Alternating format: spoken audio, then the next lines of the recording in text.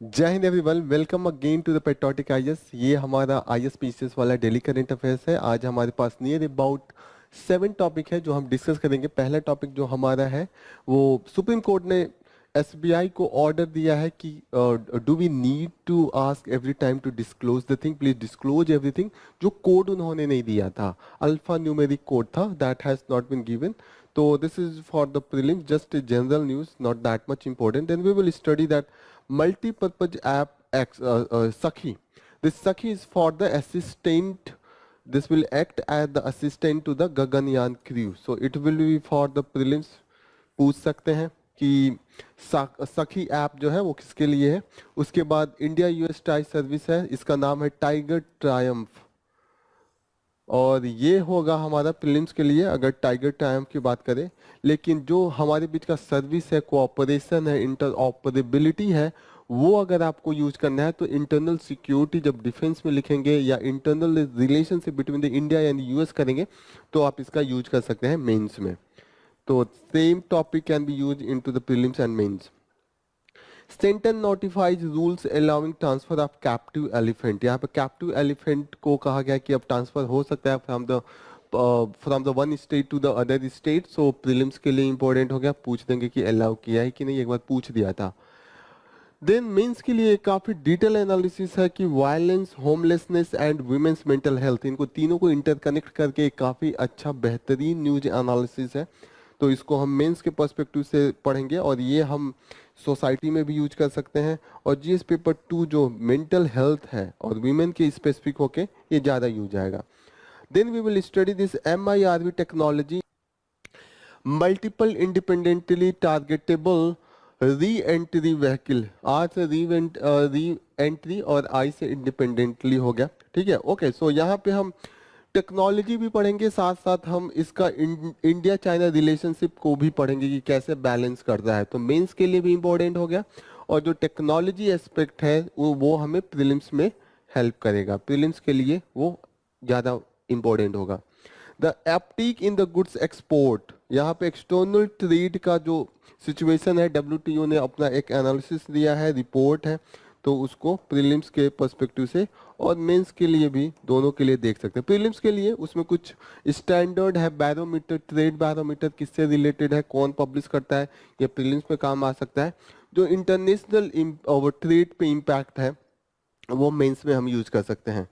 तो स्टार्ट करते हैं अपने फ्रंट पेज से। दो फ्रंट पेज पे है the first news that we are going to take, this is ये है कि disclose the complete details of the poll bond. Supreme court ने एसबीआई को बोला है कि do we need a extra, हर चीज पे आपको बताना पड़ेगा कि अब ये डिस्क्लोज कीजिए, ये डिस्क्लोज कीजिए, अपने आप जितना कहा गया डिस्क्लोज कीजिए। कहीं ना कहीं this is humiliating for the government as well as for the SBI. Okay, यहाँ पे बात हुई है कि अगर आपको जो कोड है वो अल्फा न्यूमेरिक है, अल्फा का मतलब 1 2 3, नो, अल्फा का मतलब ABCD एंड न्यूमेरिक का मतलब 1 2 3। सो प्लीज रिमेंबर, प्रीलिम से पूछ सकता है कि नेचर क्या है, तो अल्फा न्यूमेरिक की। नेक्स्ट न्यूज जो है, ahead of Lok Sabha poll, election commissions transfer 6 home secretary and 1 GDP. Okay, तो DGP. Okay, so मैं GDP बोल रहा हूँ. Okay, so it is the GDP DGP. Why it is so? क्योंकि election commission के पास power होता है transfer and appointment का ड्यूरिंग द इलेक्शन। तो आप देख सकते हैं कि कितना ज्यादा पावर आ जाता है इलेक्शन के टाइम पे। अगर एक बार भी काला पेन चल गया और रेड पेन चल गया इलेक्शन कमीशन का, तो कैरियर पे दाग लग जाता है। ऐसा माना जाता है कि ब्लेम इस कैरियर हो जाता है, जो भी करियर जितना भी सिविल सर्वेंट का होता है। तो दिस इज द पावर। आते ही इन्होंने कई जगहों के जो सेक्रेटरी हैं, इवन द डिस्ट्रिक्ट कलेक्टर्स को भी चेंज किया जाता है, तो ताकि the free and fairness nature जो इलेक्शन का है उसको मेंटेन रखा जा सके। नेक्स्ट न्यूज है रसा में है को लेके है कि जो पुतिन की विक्ट्री हुई है, जो एक्सपेक्टेड था, पहले से ही सबको पता था। उसमें इन्होंने बोला है कि अब ये बफर जोन बनाएंगे एंड सिक्योरिटी जोन बनाएंगे cross the between the Ukraine and Russia, यहाँ पे। Okay, here he is talking that if the west is going to interfere, west अगर इंटरफेयर करेगा अगर एंट्री मारेगा यूक्रेन में अपने फोर्स के साथ तो वर्ल्ड वार कोई रोक नहीं सकता, ऐसा बोल रहे हैं। इन्होंने बोला कि ठीक है, despite all this thing I am ready for the, हम रेडी हैं निगोसिएशन को लेके। लेकिन जो यूक्रेन के प्रेसिडेंट जेलेंस्की है वो कह रहे हैं कि नहीं, I will go into the international criminal court for the case against the Putin and he should be punish. तो यहाँ पे वो तैयार नहीं है, तो निगोसिएशन का मैटर यहाँ पे नहीं दिख रहा है। यहाँ पे एक इंपॉर्टेंट चीज आपको जानने की जरूरत है कि international criminal court and international court of justice में क्या डिफरेंस होता है। International court of justice UN का पार्ट है, इंटरनेशनल क्रिमिनल कोर्ट पार्ट नहीं है, ये ध्यान रखिएगा। इंटरनल दोनों का जो ये हेड है, हेड ऑफिस वो हेग में ही है, हेग नीदरलैंड में है। दूसरी बात ये आप याद रखिएगा कि जो इंटरनेशनल कोर्ट ऑफ जस्टिस है उसमें स्टेट के खिलाफ केस होता है, not the individual human beings. तो ये जो डिफरेंस है कि एक में स्टेट होगा, एक में इंडिविजुअल ह्यूमन बीइंग्स होगा, इसको थोड़ा सा आपको ध्यान में रखना है। नेक्स्ट इंपॉर्टेंट न्यूज ऐप सखी को लेके है। सखी is for the those astronauts, जो एस्ट्रोनॉट्स गगनयान के साथ जाते हैं उनके सहूलियत के लिए है, उनके सहायता के लिए है। उनको किस किस चीज में सहायता कर सकता है कि आपस में बात करने के लिए वो हेल्प हो सकता है। अगर अर्थ पे जहाँ स्पेस स्टेशन में अगर कन्वर्सेशन करना है वहाँ पे हेल्प करेगा, यहाँ पे that has mention. And also for the alert them, dietary जो शेड्यूल है वो बताने में हेल्प करेगा। तो ये चीज़ों को ध्यान में रखिएगा। इसका फुल फॉर्म याद रखिएगा, space born assistant and knowledge hub for the crew interaction. तो यहाँ पे एस से हो गया कि स्पेस बॉर्न, ए से असिस्टेंट एंड के से नॉलेज, एच से hub and I for the crew interaction. तो यहाँ पे हो गया सखी। सो सखी हमने कैसे भी बना दिया है, यू शुड रिमेंबर। जो 4 स्टोनर्स अभी तक हमने सेलेक्ट किया है उनमें है ग्रुप कैप्टन प्रशांत बालाकृष्णन नैयर, दूसरे अजीत कृष्णन, तीसरे हैं अंगद प्रताप एंड चौथे हैं शुभांशु शुक्ला। तो ये चारों नाम थोड़ा सा याद रखिएगा, स्टेट पीसीएस में पूछ सकता है। जो ऐप बनाया है उस इंस्टीट्यूट का नाम है Vikram Sarabhai space centre and it is situated into the Thumba. Thumba में है, थुम्बा कहाँ पे? तिरुवनंतपुरम, केरला में। Okay, you should remember all this thing, this is sufficient. Okay,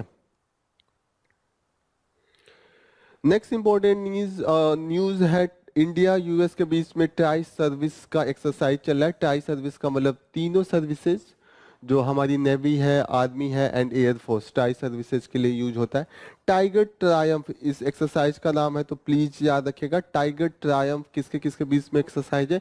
India and US. यहाँ पे ये तो प्रीलिम्स के लिए हो गया। मेंस के लिए क्या हो गया कि ये किस में हेल्प करेगा? Humanitarian assistance and disaster relief, इसको हार्ड कहते हैं, इसको शॉर्ट फॉर्म में हार्ड एक्सरसाइज भी कहते हैं, humanitarian assistance and the disaster relief exercise.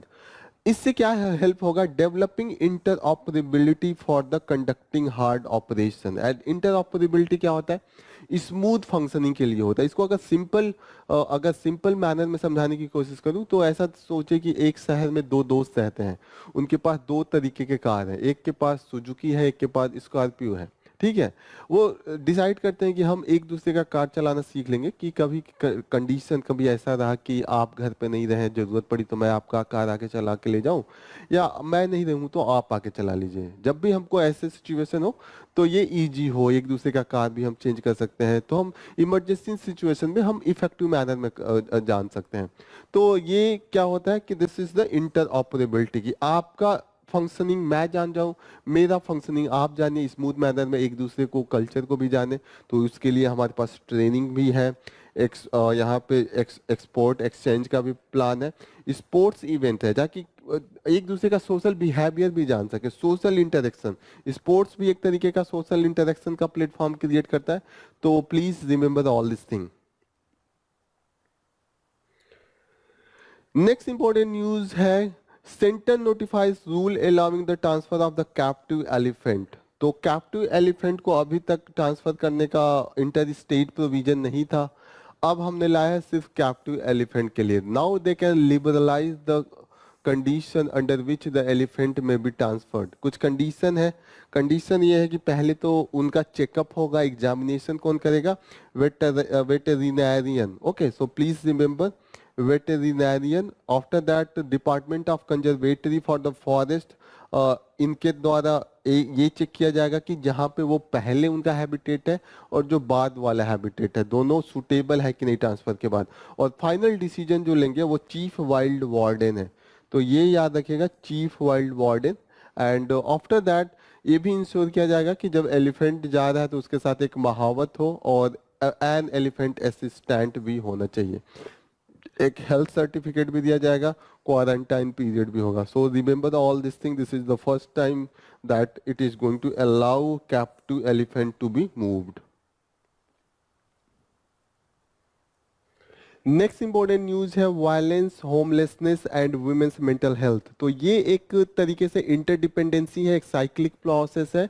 The way there is the violence, violence होगा तो मेंटल स्ट्रेस होगा, मेंटल स्ट्रेस जो होता है मेंटल हेल्थ में कन्वर्ट हो जाता है, और इस केस में वुमेन्स को अपना घर छोड़ना पड़ जाता है क्योंकि there is the very less chance that the ownership is on the women's name. और तो ये होमलेसनेस पे आ जाता है।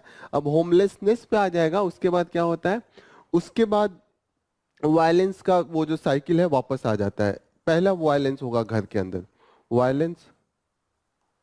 अब वायलेंस हो गया तो मेंटल स्ट्रेस तो आएगा ही, मेंटल स्ट्रेस।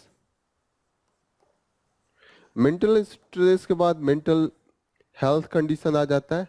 अब ये आएगा तो फैमिली डिसओन्ड, यहाँ पे होमलेसनेस आ जाता है, या तो आप खुद छोड़ के आ जाएंगे होमलेसनेस, क्योंकि the torture, the violence you can not tolerate, there is lot of very high degree of the such thing.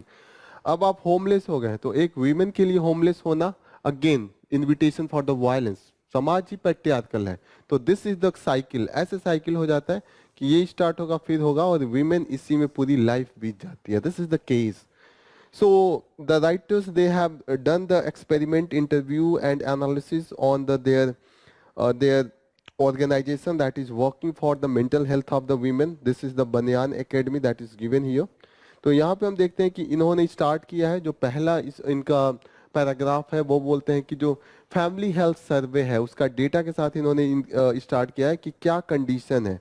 Near about the 30% of the women जो एज है जिनका 18 से 49 साल के बीच में, they have face the physical violence even at the age of the 15, और 6% additionally they have face the sexual violence. अभी ये रिपोर्टेड है, अनरिपोर्टेड कितना ज्यादा होता है यू कैन नॉट इमेजिन। तो this is the all the thing. उन्होंने देखा है कि there has been the interaction between the violence against the women, homelessness and the mental health, and this is the almost universal in the nature. They have found it. Okay, finding the relevance, यहाँ पे इन्होंने जो देखा है जो ground level पे, 1 minute just.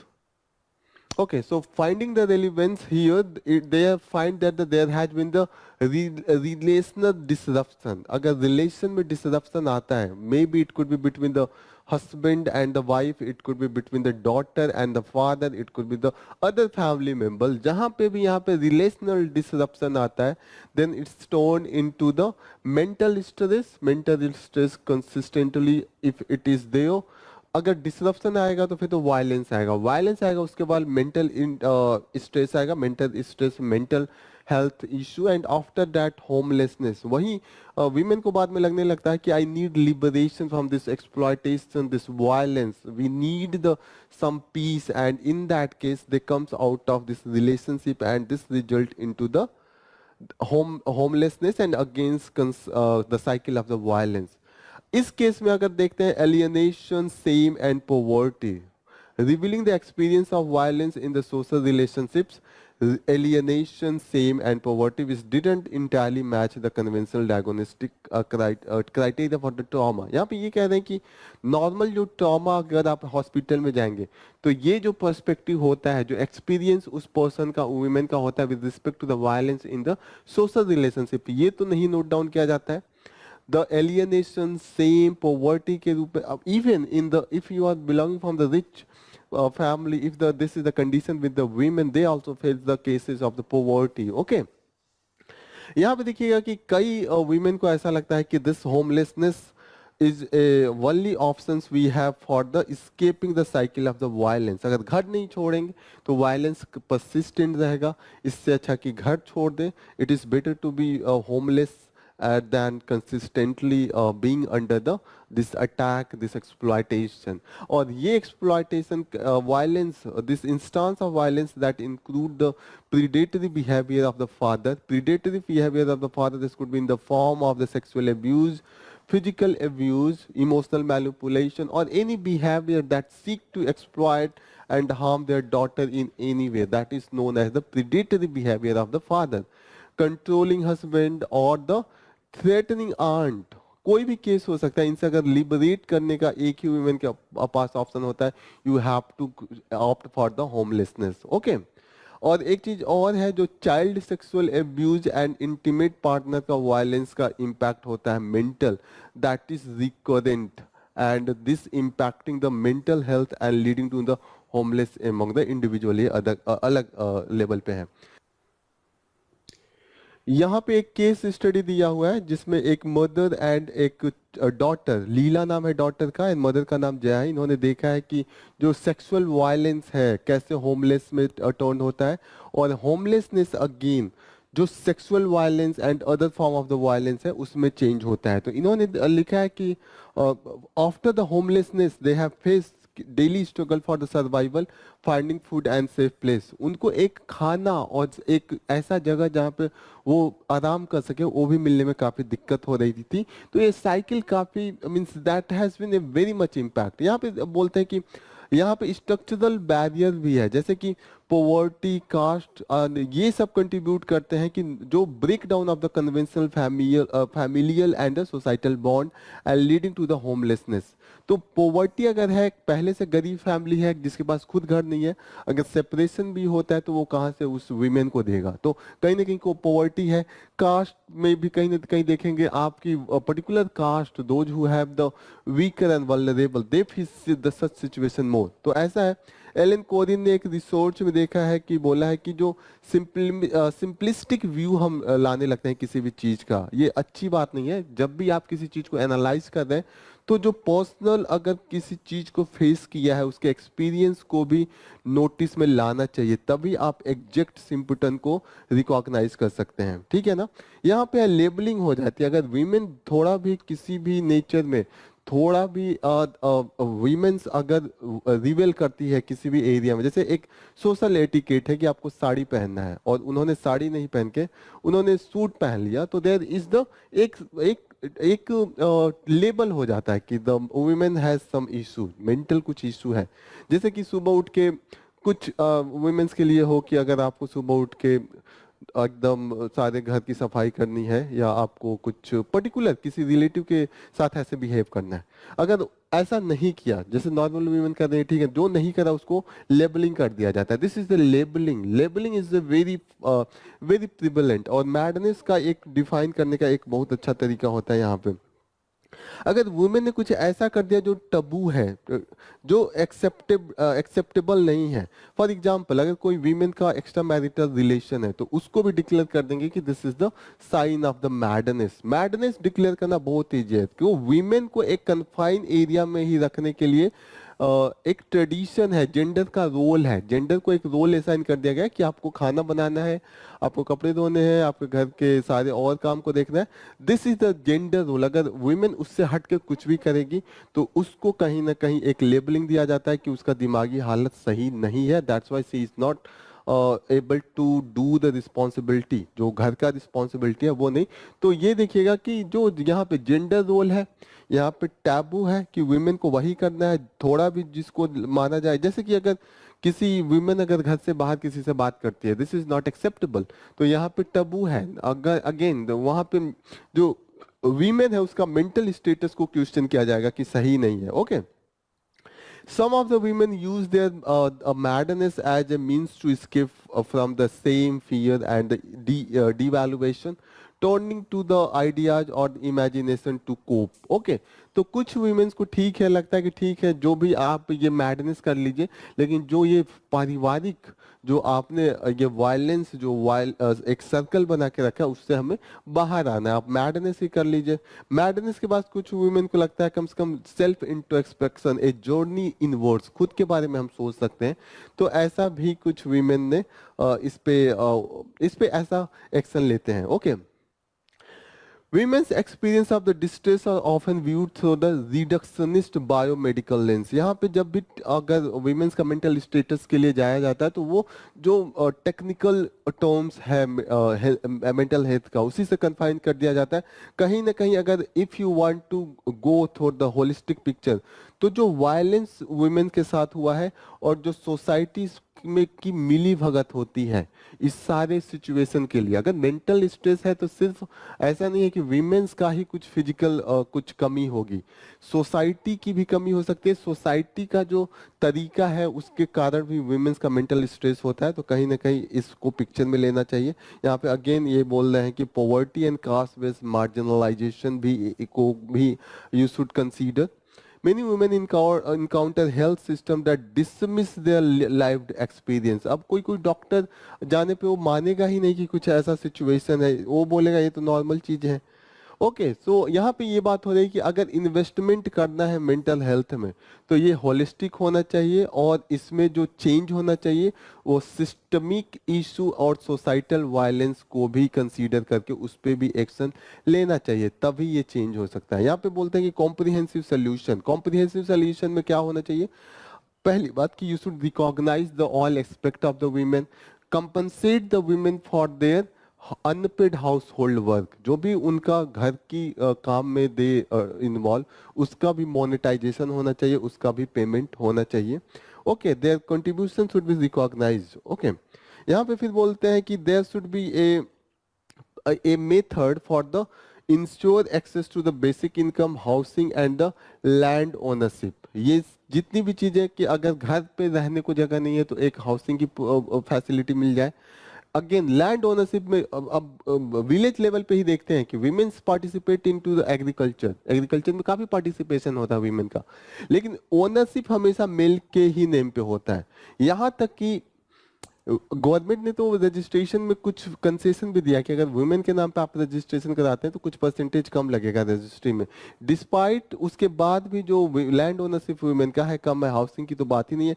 आप हर घर में देख सकते हैं द नेम, द ओनरशिप न डॉटर्स के नाम से होता है, न सिस्टर के नाम से होता है, न ही मदर्स के नाम से होता है। This is always with the male member. Education curriculum को भी चेंज करना पड़ेगा, क्योंकि जो हम इनकलकेट करते हैं, जो हमारे अंदर दिमाग में चला जाता है वो बहुत ही एजुकेशन लेवल पे ही जाता है। तो कहीं ना कहीं एजुकेशन करिकुलम अब अगर चेंज किया तभी बिहेवियर में चेंज होगा। Okay, Beside that, our action is influenced by the biological factors such as the gene, neurological circuitry, brain chemistry, rather than the autonomous free will. तो इस सब को भी कंसीडरेशन में लाना है।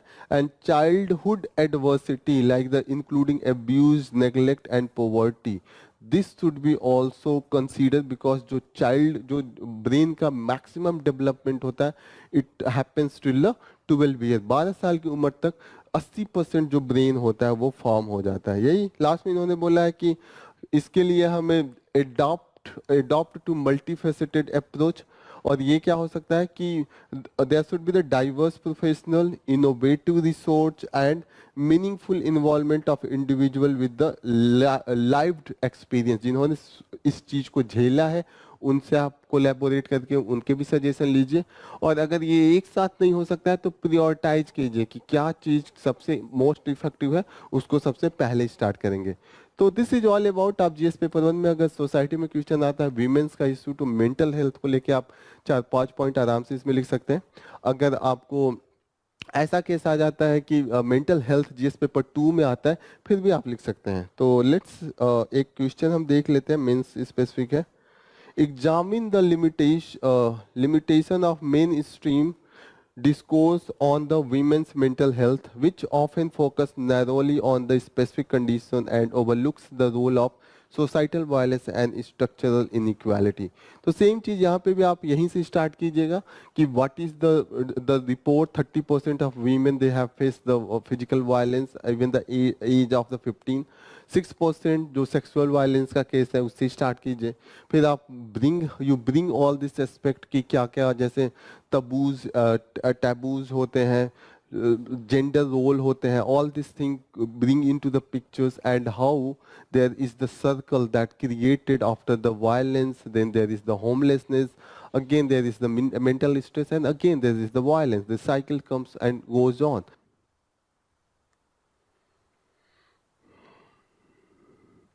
नेक्स्ट इंपॉर्टेंट न्यूज जो हम लेंगे वो trade puzzle. The uptick in the good export is heartening but the difficult to sustain. यहाँ पे बात हो रही है कि जो अभी रिसेंटली रिपोर्ट आया है एक्सपोर्ट परसेंटेज इंक्रीज है, तो कहीं ना कहीं this is a good result despite अभी उसके ये 11.9% का इंक्रीज है. और उसके बावजूद हमने देखा है कि हौतीज अटैक हुए हैं रेड सी में.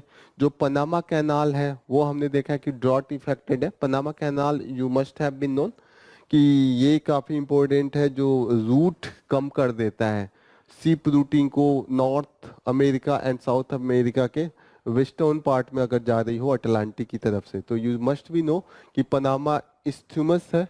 एक बार देख लेते हैं इस्थ्यूमस एंड स्ट्रेट में क्या डिफरेंस होता है. अगर कोई लैंड बॉडी है यहाँ पे बड़ी सी,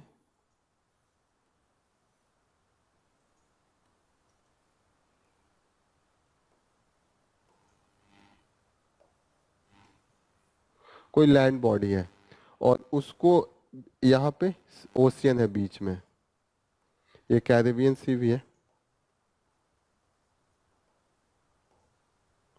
ये अटलांटिक ओशियन है, अटलांटिक, ये पैसिफिक ओशियन है. This is the Pacific ocean. ठीक है. अब ये अगर इन दोनों लैंड को कनेक्ट कर दिया और अटलांटिक ओशन इसको सेपरेट कर दिया तो इसको इस्थमस कहते हैं. इस्थमस. ओके. इस्थमस लैंड को कनेक्ट करता है और जो स्ट्रेट है वो वाटर बॉडी को कनेक्ट करता है. Straight connects the water body. Straight connects the water body. Connects the water body.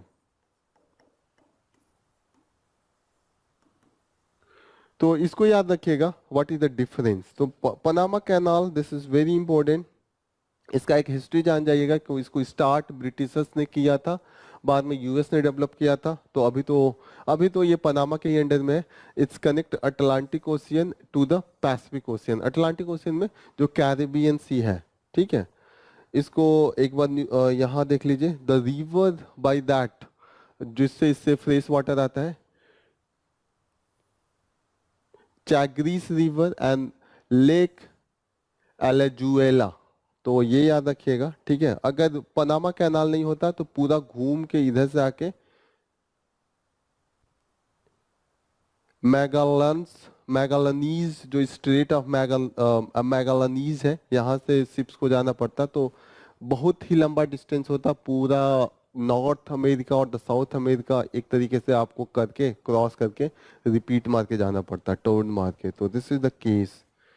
तो दिस इज अबाउट दैट कि अगर ये सिचुएशन है फिर भी ट्रेड एक्सपोर्ट अच्छा है तो कहीं ना कहीं this is good thing.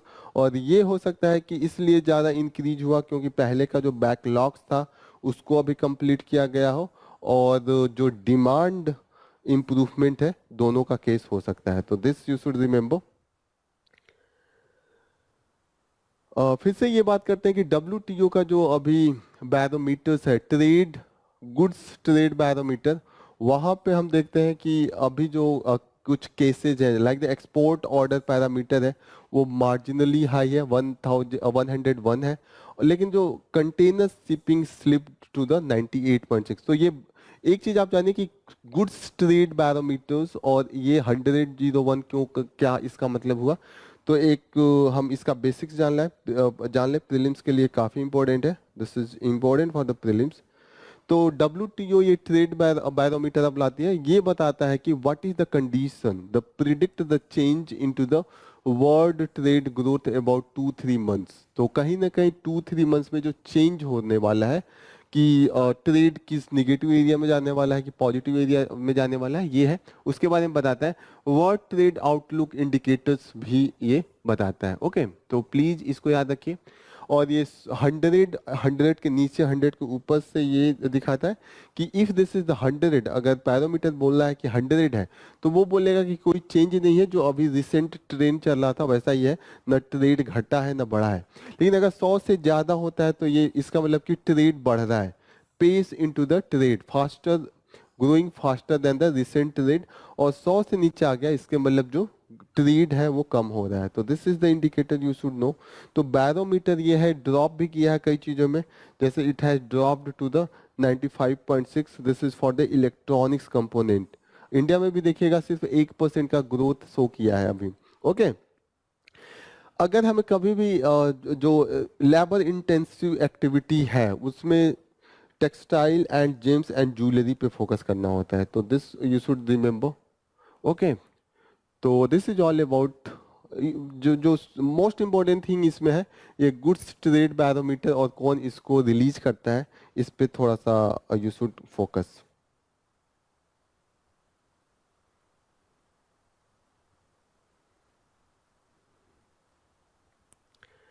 Next important question: the hollow victory of the Putin into the Russia. The manner of the Putin's wins expose the underlying weakness of the regime. तो यहाँ पे ये बात हो रही है कि Putin has won the election, सबको ये पता था who is going to win, लेकिन जो सिचुएशन रशिया में था, रशिया में अभी है, that is not good for the future. अभी देखिएगा कि जो वहाँ का अभी जो percentage of the vote that there was the margin 88%। Okay, and यहाँ पे भी देखिएगा कि जो टर्न आउट है that is the record high, this is the 77%, so this has been the highest till now. So this is the case you should remember, but you should be very careful that the way it was managed, the election was managed in a very manipulated manner यहाँ पे। okay? तो यहाँ पे ये बोल रहे हैं कि क्रिमिनल टॉलरेटेड जो कैंडिडेट थे उन्हीं को अलाउ किया गया था कि they can contest the election, जिनको हाँ में हामी भरनी थी कि yes Putin is right, Putin is right, okay but vote for me. अब ऐसे उनको कैंपेन करना था, उन्हीं को कहा कि you should go for the campaigning. यहाँ तक ये हालत था कि कैंपेन के इलेक्शन के पहले एक लेजिस्लेशन पास किया गया, उसमें बोला गया कि if you will criticise the Ukraine war this will be criminalise. आपको बोलना ही नहीं है, वो छोड़िए वो है कि नहीं है, you can not speak even. Okay, यहाँ पे देखा जाए तो पुतिन कहीं ना कहीं ही has mastered a complex model of tightly held state with the regular election and the little dissent. तो ये देखिएगा कि कहीं ना कहीं what is his personality, and yes he is using this decade of humiliation concept कि 1990 में जब यूएसएसआर का डिसइंटीग्रेशन हुआ था, उसके बाद 2000 तक पूरे वर्ल्ड ने रशिया का एक्सप्लॉयटेशन किया है, रशिया को ह्यूमिलिएट किया है। अब रशिया उसका बदला लेगा क्योंकि वो कमजोर था। पुतिन जब 2000 में आया उसके बाद Russia has emerge as a united and strong Russia, और पुतिन अपने आप को ही project himself that he is वो प्रोटेक्ट कर रहे हैं जो ऑर्थोडॉक्स क्रिस्टियनिटी जो है क्रिश्चियन कंजर्वेटिव वैल्यू है रसा में। You should be very well aware कि वहाँ पे इंडिविजुअलिज्म को उतना नहीं प्रीफर करते हैं जितना कि ऑर्थोडॉक्स क्रिश्चियन कंजर्वेटिव वैल्यू को। Okay, he has restored the Russian great power glory, okay, brought war within the Russian territory to the an end। ऐसे देखा गया कि जब तक Putin was not in the power, Russian का जो कोई ना कोई टेरिटरी वॉर में था, जैसे कि चेचन्या का एक एग्जांपल भी दिया जाता है। Okay, so there are lot of such example. लेकिन अब ये बोला जा रहा है कि पुतिन के आने के बाद there is everything is good, Russia expand कर रहा है। क्रीमिया का एग्जांपल दिया जा रहा है कि 2014 में जो हमने एनेक्स किया था, this is one of the case. यहाँ तक कि अगर लेकिन आप दूसरे पहलू को देखें तो कहीं ना कहीं आप पाएंगे कि कहीं ना कहीं रसा कमजोर भी हो रहा है, क्योंकि वहाँ की डेमोक्रेटिक वैल्यू है वो कहीं ना कहीं एकदम लोवेस्ट पॉइंट पे है। मिलिटरिस्टिक राइज है, ऑथोरिटेरियन मशीनरी है, and sought complete dominance at the home means in the Russia. यहाँ पे अभी देखिएगा कि जो इलेक्शन हुआ उसमें जितने भी स्ट्रॉन्ग राइवल थे या तो उनका मार दिया गया, for example Boris Nemtsov and Alexei Navalny, ये दोनों को अभी अलेक्सी नावाल्नी का तो अभी भी डेथ हुआ, बोरिस नेमटोसोव का 2016 में उनका किलिंग हो गया था, there was the assassination. Okay, media का क्या हाल है? मीडिया वही जो उन पुतिन का गुणगान करती है उसी को छोड़ते हैं, otherwise all the media banned. Okay, तो this is all about here. Last में ये कंक्लूड कर रहे हैं कि ये कहीं ना कहीं एक स्ट्रांग रसा या स्ट्रांग पुतिन को नहीं कर रहा है, कहीं ना कहीं ये रिफ्लेक्ट कर रहा है कि वीकर रसा and weaker leadership of the Putin. अगर स्ट्रांग लीडर होगा तो वो तो अपोजिशन को भी कहेगा ठीक है, you should be come into the fair election, fair battle ground of the election, free and fair election. He should have given the freedom of speech and expression on all the issue. So कहीं ना कहीं हम देखते हैं कि this is not good for the Russia.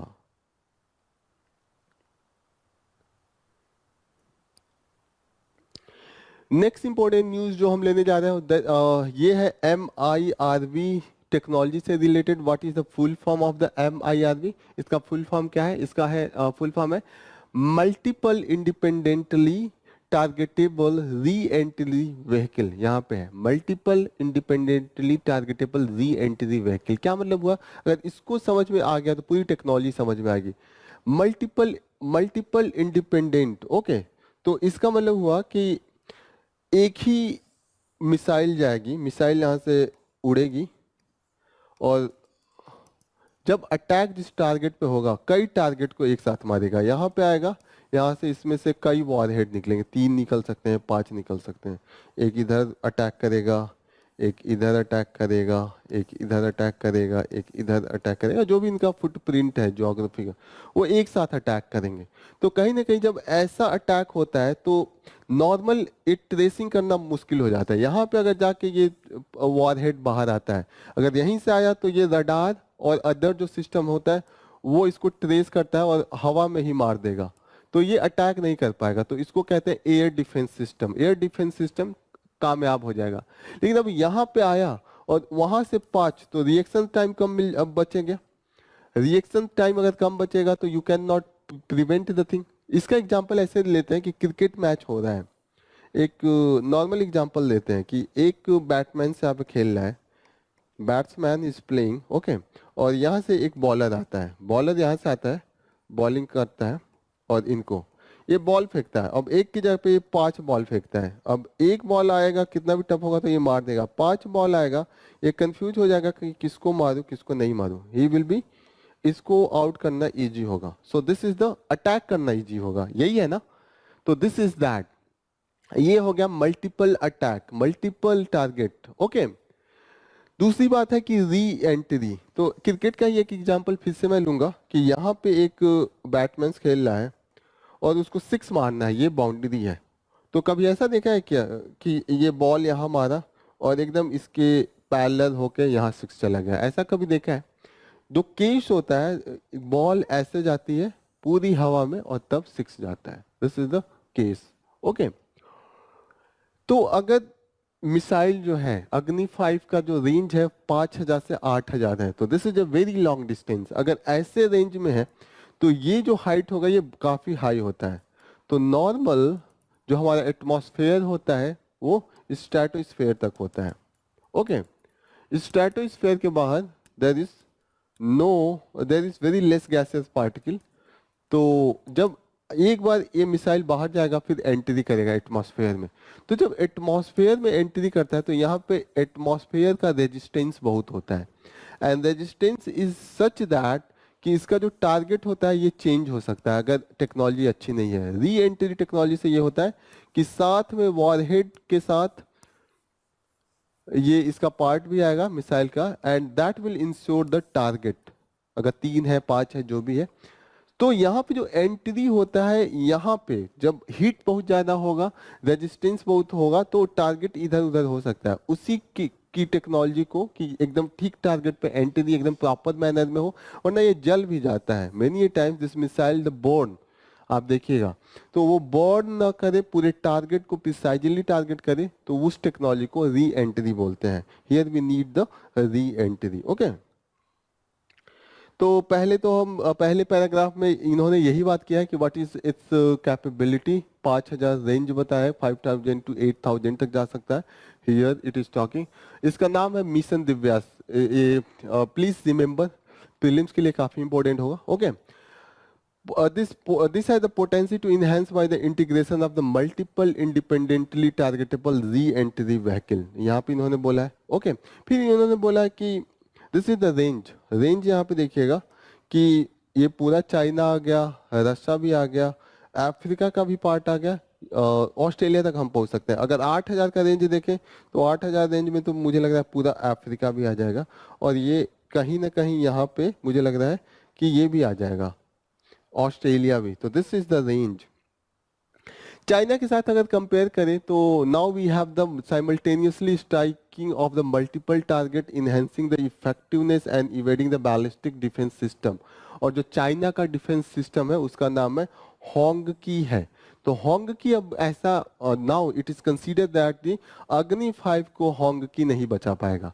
अभी तक जिस तरीके से चाइना अपना nuclear bomb and nuclear weapon develop कर रहा था, आर्सेनल, ऐसे लग रहा था कि इंडिया का जो कैपेसिटी है अटैक करने में कुछ नहीं है, इंडिया एक बौना साबित हो रहा है। लेकिन अग्नि 5 के बाद फिर बैलेंस आ गया है। अब लग रहा है कि yes, India have the power, India can do. Okay, ये जानिएगा कि जो ये टेक्नोलॉजी है MIRV, वो जो 5 permanent member of the United nation security council है उनके पास है। एक चीज और याद रखिएगा, पाकिस्तान के भी पास है, इजराइल के भी पास है, लेकिन इजराइल ने कभी डेमोन्स्ट्रेट नहीं किया है वेरी ओपनली। तो here it is given that all this thing. Okay, क्या क्या टेक्नोलॉजी हमने इसके लिए मास्टरिंग किया है? Miniaturisation of the nuclear warhead. अब वहां पे जहां पे अटैक होने वाला था, वहां पे जो वॉरहेड होता है, अगर वो न्यूक्लियर वेपन छोटा छोटा करेंगे तभी तो एक साथ कई आएगा। वेट भी हमें कम करना होता है, और साथ साथ हमें जो रिसेप्टेकल होता है उसकी वेट कम करना होता है, ताकि वॉरहेड का वेट हम बढ़ा सकें। There should be the balance. तो ये हमारी जो हमारे बॉडीज है, ऑर्गेनाइजेशन है जो एटॉमिक एनर्जी में काम कर रहे हैं, जैसे DRDO है, terminal ballistic research laboratory, TBRL, okay, and advance system limited. इन्होंने ये जितने भी चैलेंज थे सबको फेस किया, सबको चैलेंज को इन्होंने सक्सेसफुली उसको रिजॉल्व कर लिया है। तो कहीं ना कहीं हम इस टेक्नोलॉजी को we have master. Continuous practice की बात कही गई है कि हमें और इस पे एक्सपेरिमेंट करते रहना चाहिए ताकि हम इसको इंश्योर करें। और अभी जो वॉरहेड है, नंबर ऑफ वॉरहेड जो इसमें यूज हो सकते हैं 3 के करीब में हो सकते हैं, अभी क्लियरिटी नहीं है। साथ साथ ये भी क्लियरिटी नहीं है कि देयर इज द ये जो सिस्टम होता है, what is the system, this is the decoy and chaff. तो डिकॉय एंड चैफ उस पर यूज हो रहा है कि नहीं? डिकॉय का ये मतलब होता है कि मिसाइल जाएगा, उसके ऐसा सिस्टम वहां पे होगा कि बगल में लगेगा कि सेम टाइप का मिसाइल बगल में भी जा रहा है। तो ये एक तरीके से जो एयर डिफेंस सिस्टम होता है उसको उसको एक तरीके से बेवकूफ बनाने के काम में आता है कि मिसाइल ये है, और ऐसा हम प्रोजेक्ट इमेज करेंगे कि इधर से भी मिसाइल आ रहा है और इधर से भी मिसाइल आ रहा है। मिसाइल सिर्फ एक ही रहेगा, ये वाला मेन होगा, या इधर 4-5 और कर देंगे। तो जो यहाँ पे डिफेंस सिस्टम है जिसके पास जा रहा है वो जान ही ना पाए कि किस पे अटैक करना है, वो अटैक करेगा इस पे, असली वाला ये रहेगा। ओके, ये है डिक्वाय एंड चैप। ये हो गया कि ये मिसाइल है, ये अपने दोनों तरफ मेटल स्प्रेड करेगा, और ये मेटल ऐसा रहेगा कि ऐसा महसूस कराएगा कि जो बहुत बड़ा ऑब्जेक्ट आ रहा है। तो एक वेरी लार्ज डिस्टेंस जो रडार जो कैप्चर कर रहा है उसको लगेगा there is the very large body, और मिसाइल ने छोटा सा जा रहा होगा।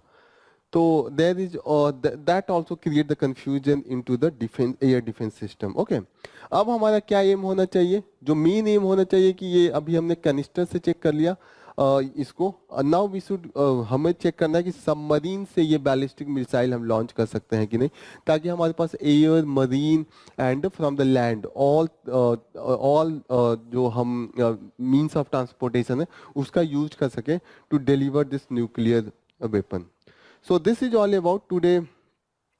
These are the topic that we have covered. Let's solve some of the question. कुछ क्वेश्चन सॉल्व करते हैं जो अभी तक के टॉपिक हमने कवर किए हैं. पहला question, Panama borders which of the following bodies of the water? Indian Ocean and Pacific Ocean. Okay. Atlantic Ocean and Caribbean Sea. Pacific Ocean and Arctic Ocean. Atlantic Ocean and Indian Ocean. Please answer.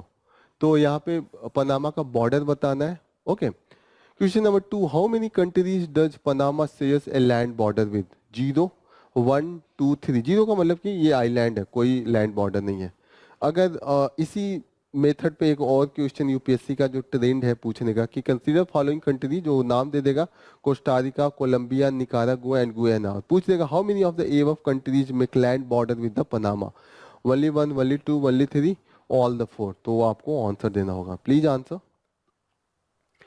Question number 3, which of the following organisation publish goods trade barometer? International monetary fund IMF, world trade organisation WTO, organisation for economic cooperation and development OECD, एंड D, United nation conference on trade and development. Please answer कीजिएगा. Question number 4, if the goods trade barometer index has reading exceeding 100, it suggests that A, global merchandise trade is declining sharply, global merchandise trade is expanding at the faster pace than the recent trend, global merchandise trade is expanded in line with the recent trend, D, global merchandise trade is stagnant. Please answer. क्या answer होगा? Question number 5, the term centuries of humiliation in Chinese history referred to the period between Taiping Rebellion and Jinhai Revolution. B, the Opium Wars and the founding of the People's Republic of China. C, the fall of Qing Dynasty and the rise of Mao Zedong. D, the first Opium War and end of the World War II. Please answer. Question number 6. What is the significance of the century of humiliation for understanding contemporary China? It highlights the China's historical isolation from the global community. It explains China's focus on the economic development over the military strength. It fuels a sense of national rejuvenation and desire for a strong China. It promotes China's commitment to international cooperation and peaceful development. तो इसका order, इसका answer कीजिएगा. Centuries of humiliation, जैसे कि हमने देखा था decade of humiliation अभी रसा के लिए, तो उसी कॉन्टेक्स्ट में ये भी क्वेश्चन है. Which of the following countries develop HQ-19 interceptor as part of its ballistic missile defence system? United States, India, China, Russia. Please answer. Simple question है, अभी हमने सबको पढ़ा है. Question number 8, HQ-19 ballistic missile interceptor is designed to counter which of the following? A, short range ballistic missile, B, intermediate and long range ballistic missile, C, cruise missiles, D, submarines. Please answer कीजिएगा इसका भी. Last question, question number 9. Consider following countries and their ballistic missile defense system. A, 1, Russia S-400 system. Second, India's Prithvi air defense system. Third, US terminal high altitude area defense system. 4, Israel is Iron Dome system. Okay, how many of the pair given above is are correctly matched? Only 1, only 2, only 3, all the 4. So please answer. So I hope that you have clarity on whatever the topic we have covered. Now we have covered most of the relevant topics from the today's newspaper. We will conclude our session here. Thank you for joining the session. All the best. Jai Hind.